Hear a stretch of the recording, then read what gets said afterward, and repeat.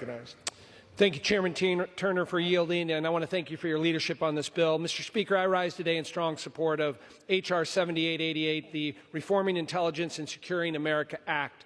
Over the past year, I've led the Intelligence Committee Task Force on FISA reauthorization, working with my colleagues to find common-sense reforms to the processes under Section 702 to create a balance between protecting national security and preserving constitutional liberties afforded to all U.S. persons.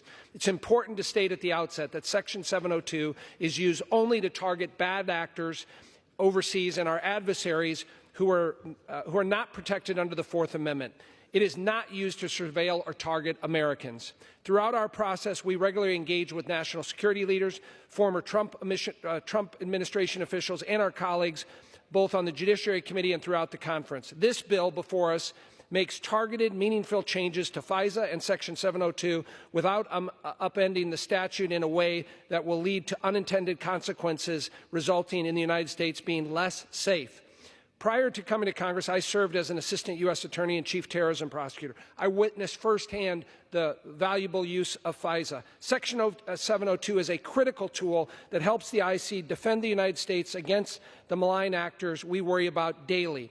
And the value of what 702 has done for our country over the last 15-plus years is immense. I would mention 4 existential things that have happened in the last 9 years. The taking out of bin Laden, the assassination of Soleimani, the Iranian leader, by President Trump, the taking out of al-Baghdadi, the leader of ISIS, and last year the taking out of al-Zawahiri. The use of 702 in all of those was definitive in the taking out of those terrorists. I would say that I would also say with this bill, it institutes the largest reform of the FBI in a generation, makes the necessary changes to prevent potential bad actors from improperly utilizing FISA from anything other than its intended use, protecting Americans from foreign threats. Particularly this day and age with China, what's going on in the Middle East, and the unenforcement at our southern border, it's now more important than ever that we have a vibrant, robust 702 in place.